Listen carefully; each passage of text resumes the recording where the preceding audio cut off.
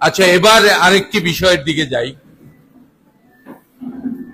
ছাত্রীরা, শুধু ছাত্রীদের ক্ষেত্রে বলছি, তোমরা যাদের মাথায় হিজাব দাও নাই, শুধু ছাত্রীরা হিজাব পড়ো, মাথায় হিজাব দাও, স্কার্ফ পড়ো মাথায়, তুমি পড়ো, তোমার উন্নাটা মাথায় দাও দাও, শুধু ছাত্রীদের ক্ষেত্রে, অন্যের ক্ষেত্রে নয়। স্কার্ফ পড়ো। এই স্কার্ফ তোমাদেরকে পথে ঘাটে তোমাদেরকে রক্ষা করবে বখাটেদের উপদ্রব থেকে, তোমাদেরকে বাঁচাবে। খেয়াল রাখবে কথা। যারা ছাত্রীরা আছো, ছাত্রীরা একজন বলো তো, ডাক্তার আসিবার আগে রোগী মারা গেল, যে কোনো একজন এটা ইংরেজি করো ছাত্রীদের মধ্যে। ডাক্তার আসিবার আগে রোগী মারা গেল, বলো, জোরে বলো। একটা করতালি তার জন্য। ছাত্রদের মধ্যে খুব সহজ ইংরেজি। ছাত্রদের মধ্যে একজন দাঁড়াও, ছাত্রদের মধ্যে একজন দাঁড়াও। ভয় পাচ্ছ, একজন দাঁড়াও। কি নাম তোমার? হ্যাঁ, এহসানুল মাহবুব। এহসানুল মাহবুব হাদি। আচ্ছা, এহসানুল মাহবুব ভাত খায়, ইংরেজিটা কি?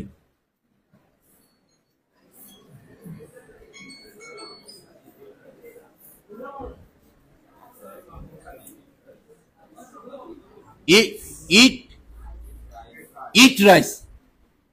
এহসানুল মাহবুব হাদি ইট রাইস, এই তো বলেছ না ভুল বলেছ?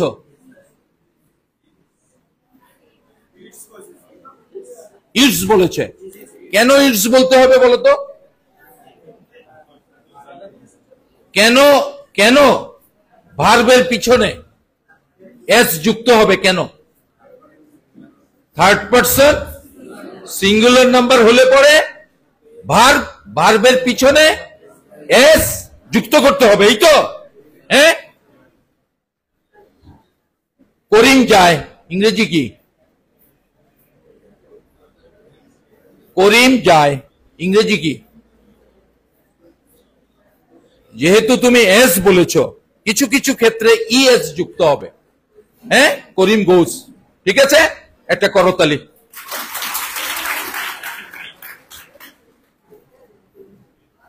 সম্মানিত সভাপতি, আমার সহোদর, সভাপতিত্ব তো করছেন। ও আচ্ছা, হ্যাঁ, ও ঠিকই আছে, সহোদর মানে জ্যেষ্ঠ সহোদর, বড় ভাই একে, আমাদের মুরব্বী, এবং তিনি বাংলাদেশের একটি সর্বশ্রেষ্ঠ বিদ্যাপীঠের শিক্ষার্থী, এবং তিনি সেই কলেজে প্রথম যে ছাত্র সংসদ নির্বাচন হলো ৭২ সালের পরে, চারিদিকে মুক্তিযোদ্ধা, মুক্তিকামী মানুষ, দেশ স্বাধীন, হানাদারকে পরাস্ত করা, নতুন দেশ গড়ে তোলা, মানচিত্রে, বিশ্বের মানচিত্রে বাংলাদেশের পতাকা উড্ডীন করা, সবকিছুর যে চেতনা ছিল, সেই চেতনাকে ধারণ করে সেই প্রতিষ্ঠানে ছাত্র সংসদে তিনি ভিপি প্রার্থী ছিলেন। সেই কলেজটির নাম হচ্ছে নটরডেম কলেজ, বাংলাদেশের অন্যতম শ্রেষ্ঠ বিদ্যাপীঠ। সেই কলেজের আমিও ছাত্র ছিলাম, উনি আমাকে ভর্তি করিয়েছিলেন, যদিও সংসদ নির্বাচনটা পরে কর্তৃপক্ষ বন্ধ করে দিয়েছে। সেই স্বনামধন্য ব্যক্তিত্ব, এবং এখন অনেকটা জুবুথুবু দেখা যায়, অনেকটা বয়সের ভারে খুব নুব্জ দেখা যায়, তবুও জ্ঞান, গরিমা সবকিছুর দিক থেকে তিনি অপ্রতিদ্বন্দ্বী, আমাদের পারিবারিক মুরব্বী। আমাদের কাছে এই সময়ের তোমাদের প্রতিষ্ঠাতা জনাব ইউসুফ সাহেব, আমাদের কাছে এই সময়ের ইউসুফ সাহেব, ওনাকে আমরা মনে করি, সেইভাবে শ্রদ্ধা করি। জনাব সভাপতি, এখানে মঞ্চে উপবিষ্ট বিএনপির নবনির্বাচিত সাধারণ সম্পাদক জনাব বদরুজ্জামান সজল, বিএনপির অন্যতম নেতা, আমাদের এই এলাকার সন্তান জনাব বদরুল হোসেন খান সহ অন্যান্য উপস্থিত নেতৃবৃন্দ, উপস্থিত সুধীমণ্ডলী, ছাত্রছাত্রী ভাই বোনেরা, আসসালামু আলাইকুম। এই কলেজকে ছাত্রছাত্রীরা ভালোবাসো, শিক্ষক মন্ডলী ভালোবাসে, প্রিন্সিপাল স্টাফ সবাই ভালোবাসে। ভালোবাসাটা দেখাবে কিভাবে? দেখাতে হবে এই প্রতিষ্ঠানের শিক্ষাগত মান অত্যন্ত উচ্চে যেতে হবে। এই প্রতিষ্ঠানের সকলকে জিপিএ 5 পেতে হবে, তাইলে পরে এই প্রতিষ্ঠানের মর্যাদা বাড়বে। এই প্রতিষ্ঠানে কোনো দলাদলি, কোনো বিশৃঙ্খলা, কোনো ধরনের মতপার্থক্য, মনোমালিন্য, এগুলো কোনো কিছু করা যাবে না। তাইলে পরে এই প্রতিষ্ঠান সবাই ভালোবাসবে। এই অঞ্চলের একটা প্রধান প্রতিষ্ঠান। আমরা অনেকে আমাদের ছাত্রছাত্রী ভর্তি করবার জন্য সেই প্রতিষ্ঠানে ছুটাছুটি করি, মাসে 20-25টা টেলিফোন আসে অনুরোধ করবার জন্য। সেই প্রতিষ্ঠানের নাম কি? এই এলাকার আশেপাশে একটি প্রতিষ্ঠান আছে, বলো কি নাম? বলতে পারছো না? কি নাম? এই রতে বলো তো, ওই প্রতিষ্ঠান, যে প্রতিষ্ঠানের প্রতি ইঙ্গিত দিচ্ছি, তার কি নাম? এই রো বলো। পারছো না? তোমরা বলো তো। পারছো না? তোমরা বলো তো। হ্যাঁ, বিএফ। বিএফ এ কি হয়? দাঁড়াও, বিএফ শাহিন কলেজ তো বলেছো, বিএফ এ কি হয়? বাংলাদেশ বিএএফ, তাইলে হ্যাঁ, বাংলাদেশ এয়ারফোর্স। ঠিক আছে, এটা করতালি। কাজেই সারাদিন চিৎকার দাও, সারাদিন শিক্ষকদেরকে শ্রদ্ধা করো। তোমরা কি সেই গল্পটা জানো না? বাদশাহ তার সন্তানকে শিক্ষকের কাছে পাঠিয়েছেন। একদিন বাদশাহ ভিজিট করলেন, আমার ছেলেটি কেমন আছে, গিয়ে দেখছেন তার ছেলে, বাদশার ছেলে, শিক্ষককে বদনা দিয়ে, বদনা চেনো? আজকাল মনে হয় বদনা কেউ চেনে না। না চেনো? পানি রাখার পাত্র আর কি, হ্যাঁ, বদনা। বদনা দিয়ে শিক্ষকের পায়ে পানি ঢালছে। বাদশাহ গিয়ে দেখলেন, দেখে তিনি চলে গেলেন। শিক্ষক বুঝতে পারলেন আমার তো খুব অন্যায় হয়ে গেছে, এবার তো আমাকে শুলে চড়তে হবে। শুল চিনো? শুল মানে ফাঁসি আর কি, এখনকার ফাঁসি। শুলে চড়তে হবে। বাদশাহ, শিক্ষক খুব কম্পিত। পরদিন ডাক আসলো রাজ দরবার থেকে, শিক্ষক তুমি আসো। সিপাহী শান্ত্রীরা, এই যে এখনকার পুলিশ যেভাবে দেখো না মানুষকে ধরে, রাজনৈতিক কর্মীদেরকে ধরেছে, মেরেছে, আমাকেও মেরেছে, আমার পা ভেঙে দিয়েছে, সেই রকম বাদশার সিপাহী সন্ত্ররা গেল। তারা তো আর জানে না শিক্ষককে কি মর্যাদা দিতে হবে। গেল, নিয়ে গেল ওনাকে। উনি খুব কাঁপছেন। বাদশাহ জিজ্ঞেস করলেন, আপনি কাঁপছেন কেন? কোনো কথা বলতে পারছে না, অজরে চোখে দিয়ে অশ্রু ঝরছে, অজরে। বাদশাহ বলতেছেন, কেন, কি হয়েছে আপনার? কিছু বলতে পারছেন না। বাদশাহ তাকে ওই জাতির শ্রেষ্ঠ সন্তান হিসাবে ওই দিন ডিক্লেয়ার দিয়েছে। বাদশাহ তাকে, কোনো করতালি নাই। বাদশাহ বলেছে, আমি আমার সন্তানকে পাঠিয়েছিলাম শিক্ষার জন্য, যথাযথভাবে শিক্ষক আমার সন্তানকে শিক্ষা দিচ্ছেন, জীবন গড়ার শিক্ষা দিচ্ছেন, এই জন্য ওই শিক্ষককে আমি এই জাতির অন্যতম শ্রেষ্ঠ শিক্ষক হিসাবে পুরস্কার দিলাম। তাইলে সেই শিক্ষকরাই তো তোমাদের মধ্যে উপস্থিত, তাদের প্রতিও সেই আচরণ রাখতে হবে। বিশ্বের সর্বশ্রেষ্ঠ বিদ্যাপীঠগুলো, অক্সফোর্ড ইউনিভার্সিটির কথা বলো, কেমব্রিজের কথা বলো, সর্বশ্রেষ্ঠ বিদ্যাপীঠগুলোতে কি হয় জানো? বিশাল বাউন্ডারি, গেইটের ভিতর ঢুকে গেল, কোন ছাত্রের কোনো অন্য কোনো পরিচয় নাই, এক পোশাক, এক আচরণ, এক ধরনের জুতা, কোনো পার্থক্য নাই। কে কোটিপতির সন্তান, কয়েক হাজার কোটি টাকার গাড়ি দিয়ে আসছে, ওই গেইটের বাইরে, ভেতরে নয়। একভাবে গড়ে তুলে, কেন গড়ে তুলে? যাতে এই সন্তান শিক্ষা গ্রহণ করে দেশ জাতি মানুষকে একভাবে এগিয়ে নিতে পারে, তার জন্য কোনো পার্থক্য রাখে না। ওখানে ডোনাল্ড ট্রাম্পের সন্তান কে, রাশিয়ার পুতিনের সন্তান কে, ব্রিটেনের প্রধানমন্ত্রীর সন্তান কে, ভারতের নরেন্দ্র মোদীর সন্তান কে, ডক্টর ইউনূসের সন্তান কে, এগুলো কোনো পার্থক্য নাই, একভাবে গড়ে তুলতে হবে। সেক্ষেত্রে যদি তোমরা প্রতিষ্ঠানকে ভালোবাসো, শিক্ষককে ভালোবাসো, পরিবারকে ভালোবাসো, নিজেদেরকে ভালোবাসো, সেইভাবে এগিয়ে যেতে হবে, এর কোনো বিকল্প কিছু নাই। আমি কথা বাড়াচ্ছি না, আমার আরেকটি জায়গায় মিটিং এ যেতে হবে। প্রতিষ্ঠানগুলোকে রাজনীতিকীকরণ করবার চেষ্টা বেশি করবেন না। রাজনীতি আজকে সকাল, কালকে বিকাল, পরশুদিন রাত, তারপর সুবে সাদেক, এইটাই রাজনীতির খেলা। স্বৈর শাসনের কারণে এই দেশে যারা বিগত 17 বছর রাষ্ট্র পরিচালনা করেছে, আজকে তারা বিতাড়িত, তাদের লোকজন লুকিয়ে থাকে, গর্তেও তাদের কোনো জায়গা নাই। তাদের এই অবস্থা বিএনপির ক্ষেত্রে ছিল এই 17 বছরে। বিএনপি এবং অন্যান্যরা যারা গণতান্ত্রিক আন্দোলন করেছে তাদের প্রতি ছিল। আমাকে কয়েকবার কারাগারে নিয়েছে, সর্বশেষ কারাগারে আমার পা ভেঙে দিয়েছে, আমাকে গুলি করে মেরে ফেলতে চেয়েছিল, এইসব হয়েছে। এগুলো একটা রাজনৈতিক কর্মীর জীবনে হয়। প্রতিষ্ঠানের প্রতি অনুরোধ করব, খুব বেশি রাজনীতিকীকরণ করবেন না। প্রতিষ্ঠানের মতো চালাবেন। প্রতিষ্ঠানের সাথে শিক্ষা মন্ত্রণালয়ের যোগাযোগ থাকবে, এত রাজনীতির সাথে যোগাযোগের দরকারটা কি? করলে আপনারা বিপদে পড়বেন। আসেন এবার আমি অন্য কথায় চলে আসি। নাম চেঞ্জ হয়েছে, প্রিন্সিপাল সাহেব বলেছেন, প্রায়ই বলেন, বলা বলির দরকার নাই। একটা রিট হয়েছে, রিটে ডিসিশন দিয়েছে। ইউসুফ সাহেব এই কলেজ করেছেন, রিটের ডিসিশন আবার আসবে, ইউসুফ সাহেব এই কলেজের প্রতিষ্ঠাতা, সবকিছুতে ওনার নাম থাকবে, এটা আসবে।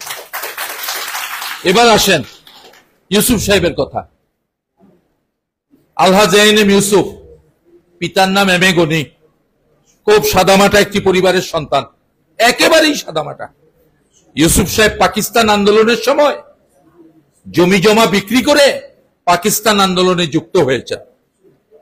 পড়াশোনাটা শেষ করতে পারেন নাই রাজনৈতিক কারণে, পাকিস্তান হয়ে গেল। 1947 পাকিস্তান হয়ে গেল, ভারত হয়ে গেল। ইউসুফ সাহেব ফিরে আসলেন। কি করতে হবে? এখন তো পড়তে হবে। ইউসুফ সাহেব পাকিস্তান আমলে, পাকিস্তান হয়ে যাওয়ার পর পাকিস্তান আন্দোলনের নেতা, তিনি ম্যাট্রিক পরীক্ষা দিলেন, তখন নাম ছিল ম্যাট্রিক পরীক্ষা। ইউসুফ সাহেবের বয়স তখন 27-28 বছর হবে, এইরকম। পরীক্ষা দিলেন, পরীক্ষা দিয়ে দেখলেন পরিবারের তো জমি জমা সবকিছু বিক্রি করে দিয়েছে, ঘরে তো কোনো খাবার নাই, খাওয়ার কোনো উপকরণ নাই, পরিবার নিয়ে চলার কোনো উপকরণ নাই। কি করবেন? ইউসুফ সাহেবের শ্বশুর পরামর্শ দিলেন, ম্যাট্রিক পাশ করলে মুক্তারি করা যায়।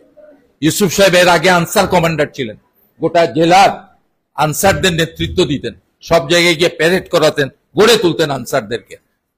বুদ্ধি দিলেন, তিনি মুক্তারি পড়লেন, ঢাকার একটি শিল্প কলকারখানায় চাকরি নিলেন, মুক্তারি পড়লেন, মুক্তার হলেন। মুক্তার মানে ম্যাট্রিক পাশ করে যে আইন চর্চা করে।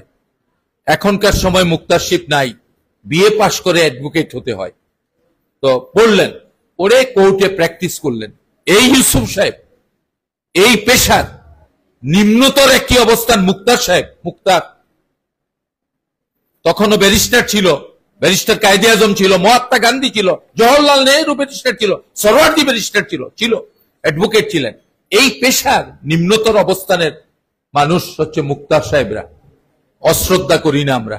ইউসুফ সাহেব সেই প্রতিনিধি ছিলেন। প্রতিনিধি হয়ে কি করেছেন? ইউসুফ সাহেব বাংলাদেশকে জয় করেছেন, পাকিস্তানকে জয় করেছেন। অল পাকিস্তান মুক্তার অ্যাসোসিয়েশনের তিনি সভাপতি ছিলেন। সেই লোকটি কুলাউড়া কলেজ করল 1969-এ। কুলাউড়া কলেজের কোথাও তার কোনো স্মৃতিচিহ্ন নাই।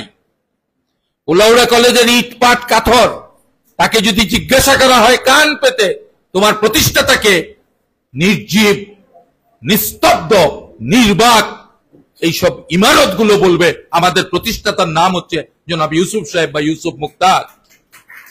মানুষ তাকে শ্রদ্ধা দিল না। লংলা আধুনিক ডিগ্রি কলেজ, ফুলতলা শাহনিমাত্রা কলেজ, এই সিঙ্গুর হাই স্কুল, চৌধুরী বাজারের শাহজালাল হাই স্কুল, সবকিছুর একই অবস্থা। মানুষ খুব অকৃতজ্ঞ, সম্মান করতে জানে না, সম্মান দেয় না, মনে করে একজনকে সম্মানিত করলে পরে আমার মনে হয় চেয়ার চলে যায়, এই অবস্থা। যাই হোক, এই কলেজ যখন প্রতিষ্ঠা করতে চান, আমি বলেছিলাম আপনার কলেজ করবার বিষয়ে আমাদের কোনো সহযোগিতা থাকবে না, নামটা আপনার নামে দিতে হবে। তিনি 6-7 মাস চিন্তা করেছেন, না করেছেন। ইউসুফ সাহেব এমন ব্যক্তি ছিলেন, নিজের নামে কিছু করতে চাইতেন না, বলতেন আমি তো চলে যাব একদিন, দরকারটা কি। আমি বেঁকে বসেছিলাম। তারপরে নানাভাবে আলাপ আলোচনা করে এলাকাবাসী উদ্যোগী হয়েছেন। আজকে এলাকাবাসী যদি ইউসুফ সাহেবের নামে এই কলেজ না দিতেন, আজকে কি ইউসুফ সাহেব মানুষ বুঝতে পারত যে এই ব্যক্তিটি শূন্য থেকে বৃত্ত থেকে বিন্দু থেকে বৃত্ততে পরিণত হয়ে এই মানুষকে গোটা উপমহাদেশকে নেতৃত্ব দিয়েছে। একটা গ্রামীণ সমাজের অত্যন্ত নিরীহ একটি পরিবারের সন্তান, তার উদ্যোগে। তোমরা জানবে 60 বছর বয়সে ইন্টারমিডিয়েট পরীক্ষা দিয়েছেন, 64 বছর বয়সে বিএ পরীক্ষা দিয়েছেন, 66-68 বছর বয়সে এমএ পরীক্ষা দিয়েছেন। তারপর সব আইনজীবীরা বলে, আরে উনি তো মুক্তার, আরে তারে এত গুরুত্ব দাও কেন, এ তো মুক্তার, কিছু জানে টানে না। তখন এই দুঃখে এলএলবি পরীক্ষা দিয়ে গোটা বাংলাদেশের আইনজীবীদের তিনি নেতৃত্ব দিয়েছেন। তার স্বাক্ষর ছাড়া বাংলাদেশে 10 বছরে কোনো আইনজীবী হয় নাই, তার নাম ইউসুফ সাহেব, তার দস্তখত ছাড়া হয় নাই। এই লোকটা সমাজে সম্মানিত হতে পারল না। আমরা যখন তার মৃত্যুবার্ষিকী করি, কুলাউড়া পুলিশ প্রশাসন বলে, হাসিনার সময় বলে মৃত্যুবার্ষিকী করা যাবে না, চিঠি ছাপানো যাবে না, লোকজন জড়ো হওয়া যাবে না। আমরা ওনার অনুষ্ঠানটা খুব বড় করে করতে পারি না, নানা কারণেই পারি না, কিন্তু প্রশাসন বলে করা যাবে না। কেন? ওনার রাজনৈতিক আদর্শ চলমান সরকারের আদর্শের পরিপন্থী, কোনো কিছু করা যাবে না। রাগে দুঃখে ক্ষোভে তখন প্রশাসনকে বলেছিলাম, বাড়িতে সিন্নি হবে, আলোচনা হবে, আমরা করব, আপনার যা ইচ্ছা তাই করবেন, আপনাদের কোনো অনুমতির প্রয়োজন নাই। সেইভাবে ওনার বাড়িতে আমরা অনুষ্ঠান দিয়ে শুরু করি। আজকে তো তক উল্টে গেছে, সরকার পালিয়ে গেছে, শুধু একা পালায় নেই, 14 গোষ্ঠী নিয়ে পালিয়েছে। কবরের নিচে যারা শায়িত আছে তাদের শুদ্ধ পালিয়ে গেছে, আর অস্তিত্ব নাই। এটা তো আমাদের ক্ষেত্রেও হতে পারে। আমাদের লোকজন যা করছে চারিদিকে, মাশাআল্লাহ, ওই রকমই একটি পরিবেশের দিকে নিয়ে যাচ্ছে কিনা আমাদের ভেবে দেখতে হবে। ইউসুফ সাহেবের প্রতি অমর্যাদা করা হয়েছে। কি অসুবিধা হইতো ফুলতলা শাহনিমাত্রা কলেজে যে কোনো একটা সাইনবোর্ড, একটা ইমারত, একটা যে কোনো জায়গায় ইউসুফ সাহেবের নামটি থাকলে? কি অসুবিধা হইতো কুলাউড়া কলেজে স্মৃতিকে ধরে রাখলে? কি অসুবিধা হইতো লংলা আধুনিক কলেজে ইউসুফ সাহেবের পদচিহ্নকে জাগ্রত রাখতে? তাইলে তো আমরা এই প্রজন্মের মানুষরা শিক্ষা প্রতিষ্ঠান, সমাজের ভালো কাজ, জনহিতকর কাজ, এইগুলো করবার জন্য উৎসাহী হইতাম। ইউসুফ সাহেবের প্রতি শ্রদ্ধা নয়, সমাজে যাতে মানুষের পাশে দাঁড়ায়, শিক্ষা প্রতিষ্ঠান গড়ে তোলে, সেই ধারাটা সমাজে প্রচলিত হতো। আজকে ঢাকা ইউনিভার্সিটি স্যার সলিমুল্লাহ করেছিলেন, লজ্জা লাগে না জাতির? তার নামে তার জন্ম মৃত্যুবার্ষিকীতে ঢাকা ইউনিভার্সিটি নীরব থাকে কেন? জগন্নাথ বিশ্ববিদ্যালয় জগন্নাথ বাবু করেছিলেন। এইগুলো প্রতিষ্ঠাতার প্রতি শ্রদ্ধা না রাখলে তোমরা তোমাদের পিতার মাতার প্রতি শ্রদ্ধা রাখবে না, পরিবারের প্রতি শ্রদ্ধা থাকবে না, সমাজ ভারসাম্যহীন হয়ে যাবে। যাক, আমি আর সেদিকে কথা বাড়াচ্ছি না।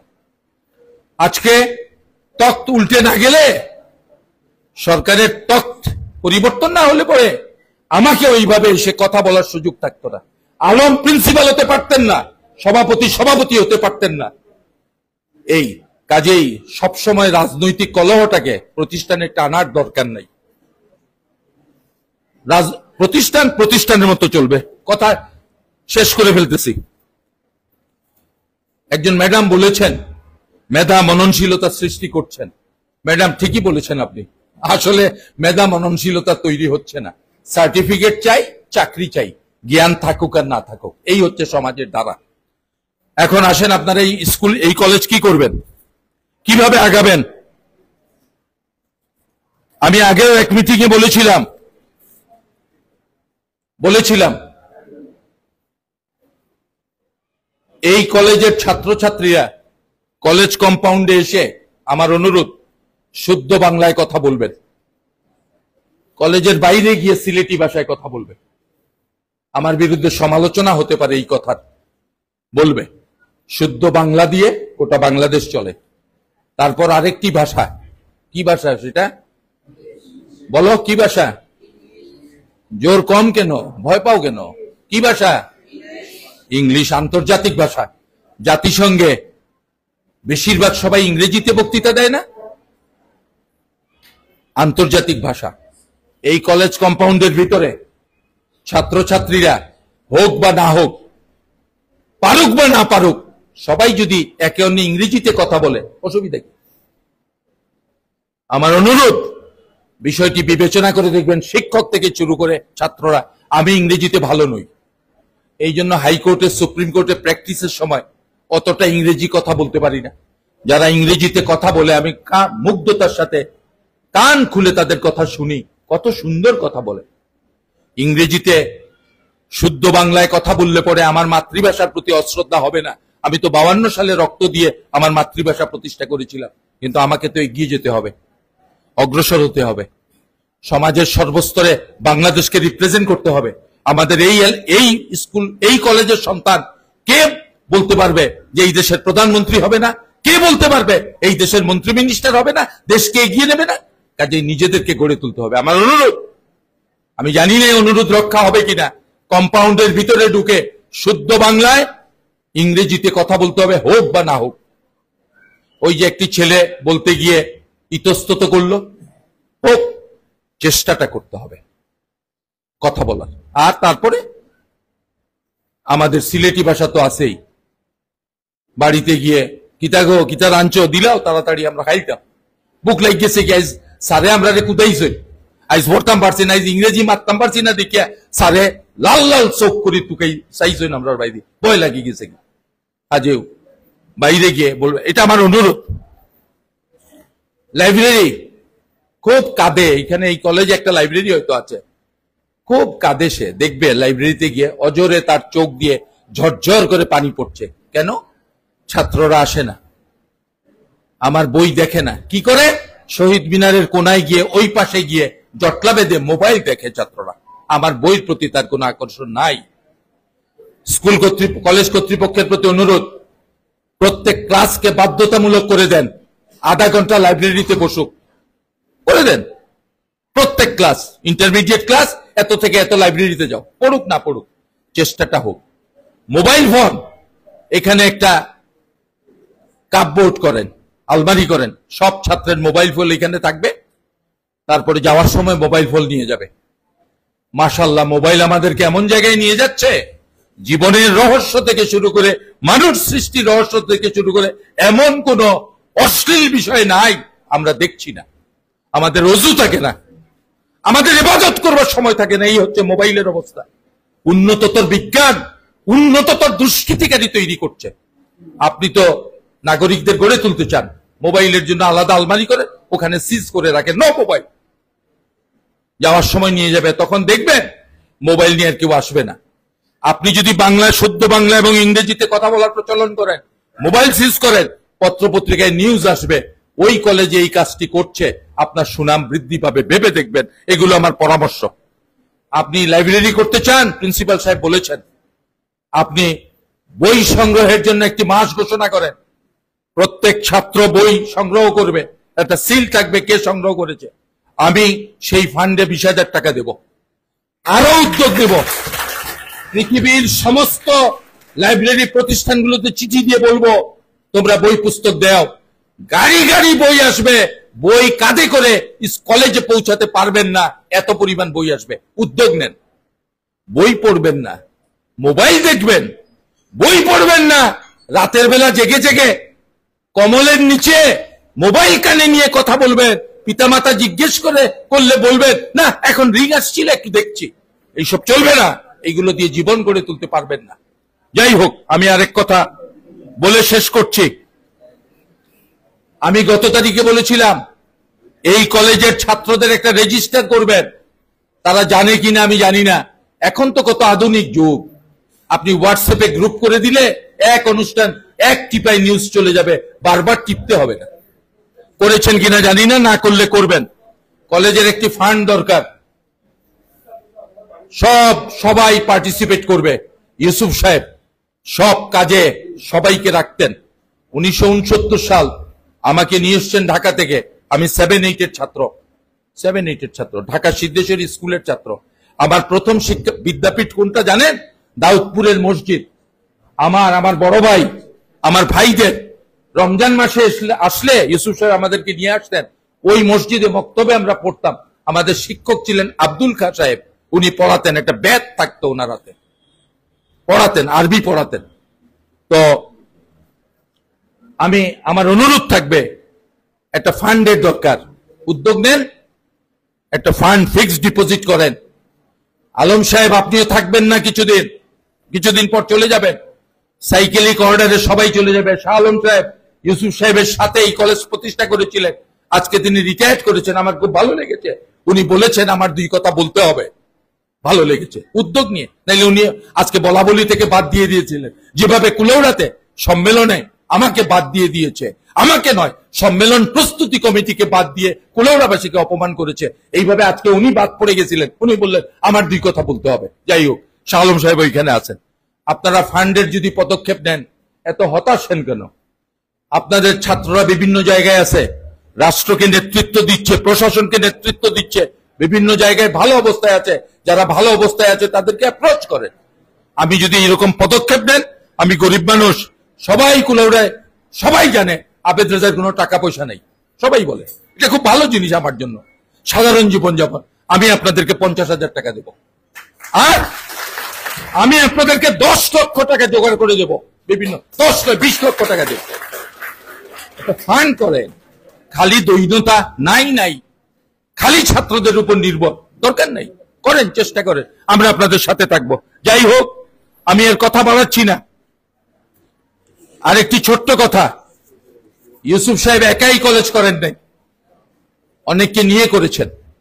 সেই সময় যাদেরকে নিয়ে করেছেন, যতটুকু সম্ভব হয় একটা বোর্ডের মধ্যে তাদের নামটা লিপিবদ্ধ করে রাখেন, অসুবিধা কি? তারা তো নাই পৃথিবীতে, তারা তো এসে আপনি প্রিন্সিপাল, আমি আবেদ রাজা, আমার এমপি গিরির নমিনেশন তারা ছিনিয়ে নেবে না। আপনি প্রিন্সিপাল, আপনার চেয়ার টান দিবে না। আপনি প্রফেসর, আপনাকে বলবে না আমাকে দাও, নাই তারা পৃথিবীতে। স্মৃতিফলক একটা রাখেন সব জায়গায়, চেষ্টা করেন। আর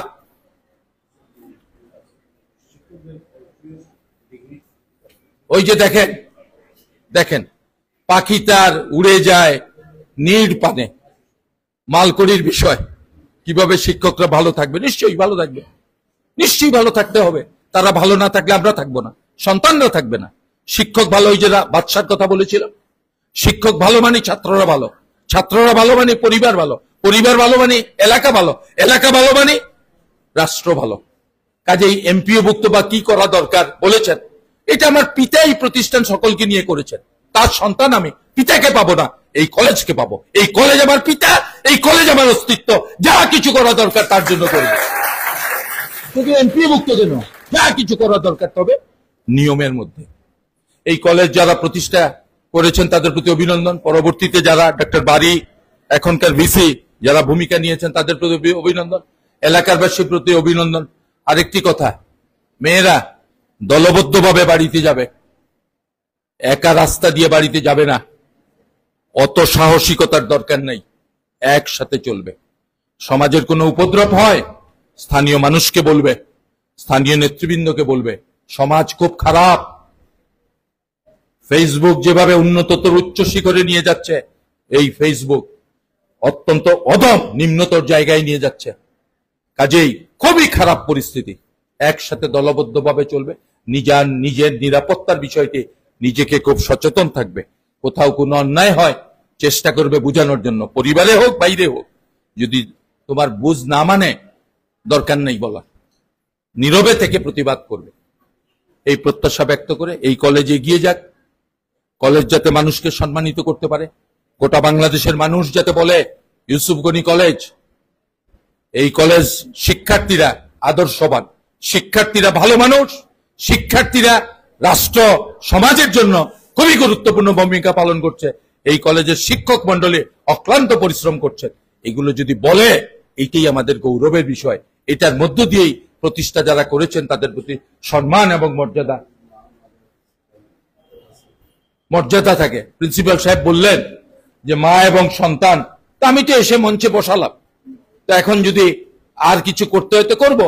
তো আমার মনে হয় যে এই ছেলেটি যদি একটা সালাম দিতে পারে সবাইকে, ও পারে কিনা আমি জানি না, তো তা আমি আমার বক্তব্য শেষ করছি, তাকে বলবো সে সবার উদ্দেশ্যে একটি কথা, বা না বললে পরে সালামটা দেবে, সে সালামটা দেবে। ঠিক আছে, আমি বিদায় নিলাম।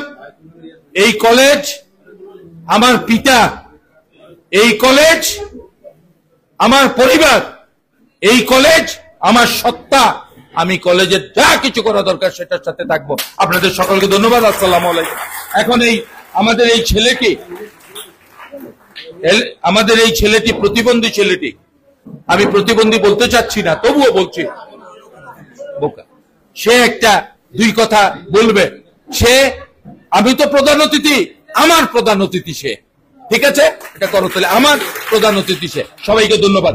আসসালামু আলাইকুম। পারবো। হ্যাঁ, আসসালামু আলাইকুম। হ্যাঁ।